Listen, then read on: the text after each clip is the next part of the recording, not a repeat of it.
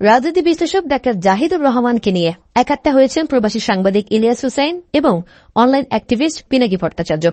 এক স্ট্যাটাসে প্রবাসী সাংবাদিক ইলিয়াস হুসাইন লিখেছেন, সময় এসেছে ইউনূসের পারিবারিক সরকারের বিরুদ্ধে সরাসরি নেমে যাওয়া। আগে মামলা শেষ হয়নি, তার উপর আরেক মামলা। ডিজিএফ এর ইন্ডিয়ান ঘেটু জাহিদের ব্যাপারে ফেসবুকে লিখেছি, আমি তাকে নিয়ে ভিডিও করব, আর তাতেই মামলা করা যায়। বা অথচ প্রথম আলো কুকুরের ছবি দিয়ে আমাদেরকে ঈদ মোবারক জানায়, তাতেও মামলা করা যায় না। এসব বালছাল করে কি লাভ হবে? ইউনূস মিয়া আর সহ্য করা হবে না। তোমার পছন্দের কিছু লোকজনকে লুটপাটের সুযোগ করে দিয়ে একটা বিপ্লবকে ধ্বংস করে দিবা, আর আমরা চুপ থাকবো মনে করার কোনো কারণ নেই। একটারেও শান্তিতে থাকতে দিব না। এ ঘটনার পরিপ্রেক্ষিতে ডাক্তার জাহিদুর রহমানের সদ্য ডিভোর্সি স্ত্রী আনা নাসরিন ফেসবুকে লিখেছেন, আদালত যদি ব্যর্থ হয় আদালতের গোপনীয়তা রক্ষায়, তাহলে আমরা বিচারপ্রার্থীরা কোথায় যাব? গতকাল আমি ইউটিউবার ইলিয়াস হোসেনের বিরুদ্ধে একটি মানহানির মামলা করেছি, অথচ অবাক করার বিষয় হল মামলার নথি আমার আইনজীবী পর্যন্ত হাতে পাননি। এমনকি আমি নিজেও সেই অর্ডার কপি এখনো পর্যন্ত চোখে দেখিনি, যে কারণে এখনো প্রেস রিলিজ দিতে পারেনি। অথচ কয়েক ঘন্টার মধ্যে সেই নথি আসামির হাতে পৌঁছে যায় এবং সামাজিক যোগাযোগ মাধ্যমে ভাইরাল হয়, যা এত তাড়াতাড়ি তদন্ত কমিটির কাছেই দেওয়ার কথা না। আদালতের সেই নথি কি আসামির হাতে আগে পৌঁছে যায়? অন্যদিকে অনলাইন অ্যাক্টিভিস্ট পিনাকি ভট্টাচার্য ডাক্তার জাহিদকে চেপে ধরেছেন। কদিন আগে তার ভেরিফাইড ফেসবুককে দেওয়া এক স্ট্যাটাসে লিখেছেন, ডাক্তার জাহিদ একটু উত্তর দিক, বিএনপিতে জিয়া পরিবারের বাইরে আর কেউ চেয়ারপারসন হতে পারবে? একজন আলেম কি সিপিবির প্রেসিডেন্ট হইতে পারবে? সেই হিসেবে তো জামাত অনেক বেশি ইনক্লুসিভ। জামাত ইসলামের আমির একজন হিন্দুকে হইতে বলাই তো হিন্দু এবং মুসলমান উভয় সম্প্রদায়ের জন্যই অপমানজনক। একটা ইসলামী দলের আমির কেমনে একজন হিন্দুকে হইতে হবে? আশ্চর্যজনক। বিএনপি বা সিপিবি এগুলো আইডিওলজিক্যালি ধর্মনিরপেক্ষ জাতীয়তাবাদী বামপন্থী দল, যেখানে নেতৃত্বে থিওরিটিক্যালি যে কোনো যোগ্য ব্যক্তি আসতে পারে, কিন্তু বাস্তবে পরিবারতন্ত্র বা পার্টির কাঠামোগত জড়তা সেইটা হইতে দেয় না। অন্যদিকে জামাত আইডিওলজিক্যালি ইসলামিক পার্টি, এখানে হিন্দু আমির হওয়ার দাবি করা মানে পার্টির ঘোষিত সনদের বিরুদ্ধে যাওয়া। তাই এটাকে ইনক্লুসিভনেস এর মাপকাঠি করা আসলে ভুল তুলনা।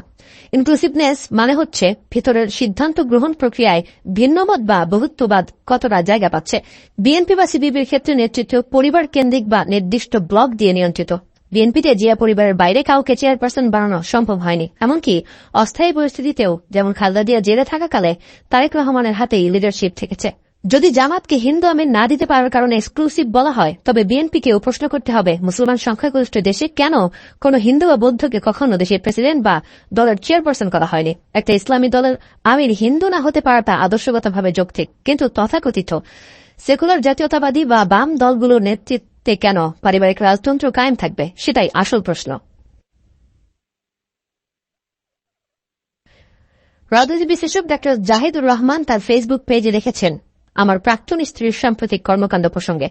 আমার স্ত্রী আনা নাসরিন সাম্প্রতিক সময়ে আমাকে জড়িয়ে যেসব কথা বলেছেন এবং সেটা নিয়ে অনেকেই যেসব স্পেকুলেশন করেছেন, সেসব নিয়ে আত্মপক্ষ সমর্থন করে সামাজিক মাধ্যমে কোনো বক্তব্য দেব না। আমি ব্যক্তিগত বিষয় নিয়ে সামাজিক মাধ্যমে কথা বলার চর্চাকে আমি অরুচিকর বলে মনে করি। আমাকে কেউ কোনোভাবে ব্ল্যাকমেল করে কিছু করাচ্ছে বা বলাচ্ছে, এমন দাবি সর্বৈব মিথ্যা, যার মাধ্যমে আমার অ্যাক্টিভিজমকে প্রশ্নবিদ্ধ করার চেষ্টা হচ্ছে নানা মহল থেকে। ব্ল্যাকমেল করা যাবে এমন কোন দুর্বলতা আমার নেই।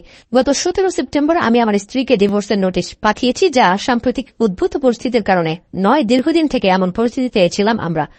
তার কোনো সাম্প্রতিক এবং ভবিষ্যৎ কর্মকাণ্ডের সাথে আমার কোন রকম সম্পৃক্ততা নেই। আমি আনা নাসরিনের সর্বাঙ্গীন কল্যাণ এবং সফল জীবন কামনা করছি। জাতিসংঘের সাধারণ পরিষদের ৮০তম অধিবেশনে অংশ নিতে প্রধান উপদেষ্টার নিউ ইয়র্ক সফরের প্রতিনিধি দলে অংশ নিচ্ছেন দেশের রাজনৈতিক দলের প্রতিনিধিরা।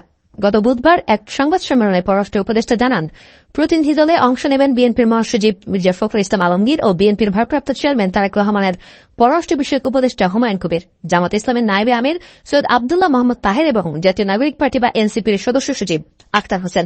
জানা গেছে, এই সফরের বেশ কিছু সাইডলাইন বৈঠকে প্রধান উপদেষ্টার পাশাপাশি অংশ নেবেন এই রাজনৈতিক নেতারাও। এছাড়া যুক্তরাষ্ট্রে বসবাসরত বাংলাদেশিদের সাথেও একটি কর্মসূচিতে অংশ নেওয়ার কথা রয়েছে। তাদের গণঅভ্যুত্থানের পর দেশের রাজনৈতিক দলগুলো সরকারের সাথে আছে এবং গণতন্ত্র প্রতিষ্ঠার পথে দেশকে এগিয়ে নিতে সবাই ঐক্যবদ্ধ রয়েছে। আন্তর্জাতিক মহলে এমন বার্তা দিতেই প্রধান উপদেষ্টার এই সফরে তাদেরকে যুক্ত করা হয়েছে বলে মনে করেন বিএনপি মহাসচিব মির্জা ফখরুল ইসলাম আলমগীর। আর জামাত ইসলামের নায়েবে আমির সৈয়দ আবদুল্লাহ মোহাম্মদ তাহের বলেছেন, সাধারণ পরিষদের অধিবেশনের পাশাপাশি কিছু সেশন আছে যেখানে আমাদের পার্টিসিপেশন আছে। এছাড়া বাংলাদেশ কমিউনিটির সাথেও একটা মিটিং আছে। রাজনৈতিক নেতাদের এই সফরে যুক্ত করার কারণ নিয়ে সংবাদ সম্মেলনে কিছু ধারণাও দিয়েছিলেন পররাষ্ট্র উপদেষ্টা। তিনি বলেছিলেন, যেহেতু আমরা একটি রূপান্তর পর্যায়ের দিকে এগোচ্ছি এবং দেশ পরিচালনার দায়িত্ব রাজনীতিবিদদের হাতে হস্তান্তর করা হবে, তাই তাদের প্রতিনিধি দলে অন্তর্ভুক্ত করা হয়েছে। এছাড়া নির্বাচনের সম্ভাব্য সময় ঘোষণা হওয়ায় শেষ কয়েক মাসের রাষ্ট্রীয় গুরুত্বপূর্ণ সব কাজের সাথে দেশের রাজনৈতিক দলগুলোকে যুক্ত রাখতে চায় অন্তর্বর্তী সরকার, যাতে ভবিষ্যতে যারা ক্ষমতায় আসবে তারা এসব কাজের ধারাবাহিকতার বিষয়ে অবগত থাকে। রাজনৈতিক বিশ্লেষক ও ঢাকা বিশ্ববিদ্যালয়ের অধ্যাপক সাব্বির আহমেদ অবশ্য মনে করেন, রাজনৈতিক ঐক্য সবার সামনে তুলে ধরার পাশাপাশি এই মুহূর্তে বাংলাদেশে মার্কিন প্রভাবের যে বিষয়টা লক্ষ্য করা যাচ্ছে, সেখানেও রাজনৈতিক দলগুলোকে সাথে রাখতে চাইছেন প্রধান উপদেষ্টা। সম্ভবত তিনি একাই এই ঝুঁকিটা নিতে চাচ্ছেন না, রাজনৈতিক দলকেও তিনি এই ঝুঁকির মধ্যে অন্তর্ভুক্ত করতে চান, যাতে রাজনৈতিক দলের দিক থেকে এই বিষয়ে কোনো বিরোধিতা না আসে, সেটাও লক্ষ্য থাকতে পারে। এছাড়া তিনটি রাজনৈতিক দলের নেতাদের অংশগ্রহণের মাধ্যমে দেশের অভ্যন্তরীণ রাজনৈতিক বিরোধের সমাধানের পথ খুলতে পারে বলেও মনে করেন ফয়েজ আহমেদ। তিনি বলেছেন, জাতিসংঘের মূল বৈঠকের সাইডলাইনে আরো অনেক কিছুই হওয়ার সম্ভাবনা থাকতে পারে। সংস্কার কমিশনগুলোর দেওয়া প্রস্তাব নিয়ে রাজনৈতিক দলগুলোর সাথে দফায় দফায় বৈঠক করেছে জাতীয় ঐক্যমত্য কমিশন। সংস্কার প্রশ্নে অনেক বিষয় একমত হলেও জুলাই সনদ বাস্তবায়নের পদ্ধতি নিয়ে এখনো একমত হতে পারেনি দলগুলো। এমনকি এসব আলোচনার মধ্যেই সংখ্যানুপাতিক নির্বাচন বা পিআর এর দাবিতে মাঠে কর্মসূচি ঘোষণা করেছে বা শুরু করেছে জামাত ইসলামী সহ 7টি রাজনৈতিক দল, যার বিপরীতে অবস্থান নিয়ে নানা মন্তব্য করেছে বিএনপি। এমন প্রেক্ষাপটে জাতিসংঘ সাধারণ পরিষদের অধিবেশনে অংশ নিতে প্রধান উপদেষ্টা সফর সঙ্গী হিসেবে কেন কেবল এই 3টি দলকেই বেছে নিল সরকার? প্রধান উপদেষ্টা সিনিয়র সহকারী পেশ সচিব ফয়েজ আহমেদ বলেছেন, রাজনৈতিক মতে বা আদর্শে ভিন্নতা থাকলেও বাংলাদেশের গণতান্ত্রিক অগ্রযাত্রার প্রশ্নে সব দলের মধ্যে এক ধরনের ঐক্য আছে। আমরা মনে করি যে রাজনৈতিক দলের প্রতিনিধিদের নিয়ে যাওয়া হচ্ছে, তাদের মধ্য দিয়ে সকল রাজনৈতিক নেতৃত্বের প্রতিনিধিত্ব নিশ্চিত করা যাচ্ছে। এই সফরে কেবল 3টি রাজনৈতিক দলের প্রতিনিধিকেই নেয়ার বিষয়টিকে কিভাবে দেখছেন এমন প্রশ্নের জবাবে রাজনৈতিক বিশ্লেষক অধ্যাপক সাব্বির আহমেদ বলেছেন, দেশের রাজনৈতিক বাস্তবতা বিবেচনায় সিদ্ধান্ত নিয়েছে প্রধান উপদেষ্টা।